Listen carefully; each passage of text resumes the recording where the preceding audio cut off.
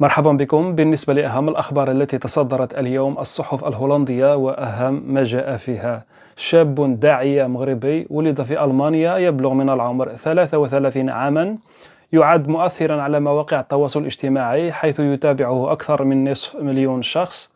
اشتهر بقيام بأعمال خيرية من خلال جمع التبرعات من المتابعين لمساعدة الأشخاص في الدول العربية والإفريقية.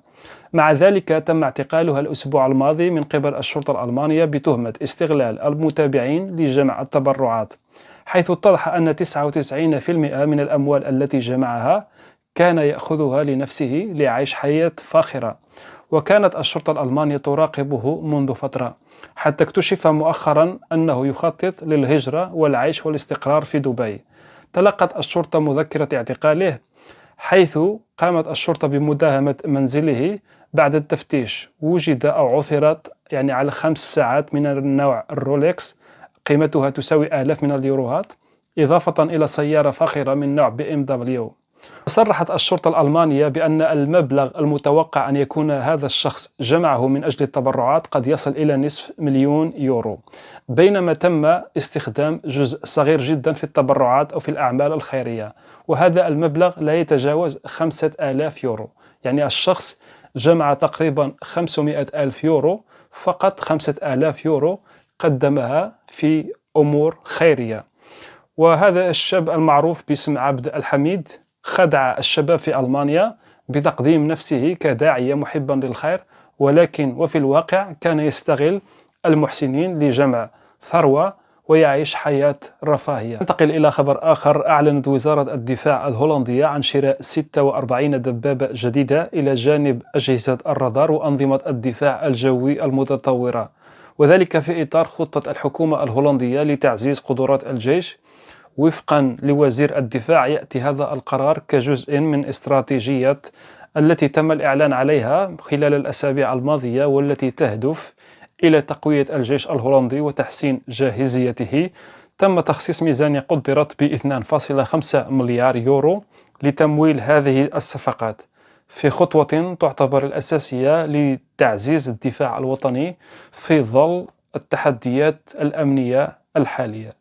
ننتقل إلى خبر آخر. سيتم إعادة اللاجئين الذين بصموا في كرواتيا بموجب لائحة دبلن أو قانون الدبلن، حيث قررت المحكمة الإدارية في حكم صدر ب 9 أكتوبر 2024 أن السلطات الكرواتية لا تنتهك حقوق الإنسان مع هؤلاء اللاجئين، ولديهم حق الوصول إلى إجراءات اللجوء في مركز الإيواء في كرواتيا.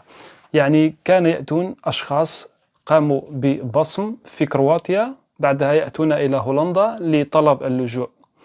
كانوا يقولون بأن كرواتيا تنتهك حقوق الإنسان، لا تعامل اللاجئين بطريقة إنسانية، ولكن حسب الحكم الذي صدر من المحكمة الإدارية الهولندية منذ أيام، قالت بأن كرواتيا لا تنتهك حقوق الإنسان، ولا بد لهؤلاء اللاجئين أن يتم إعادتهم إلى كرواتيا. وهذا السبب بعدما قام شخص لاجئ سوري رفع دعوى ضد هذا القرار، قال بأن كرواتيا ليست دولة جيدة ولا تتعامل مع اللاجئين بموجب قانون اللجوء الأوروبي. ولكن كما قلت المحكمة حكمت بأن كرواتيا تتعامل مع اللاجئين بطريقة جيدة، لذلك أي شخص قام ببصم في كرواتيا بعدها أتى إلى هولندا لطلب اللجوء مرة أخرى سيتم إعادته إلى كرواتيا.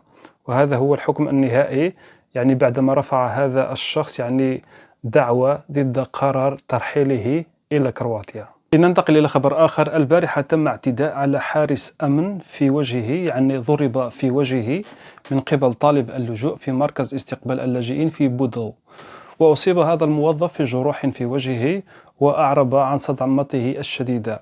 حسب ما أفادت الشرطة، تم القبض على طالب اللجوء وهو رجل. الحارس لم يكن بحاجة إلى الذهاب إلى المستشفى، رفض الذهاب، ولكن الشرطة نصحته بأن يقوم بزيارة الطبيب لكي يتم تشخيص حالته.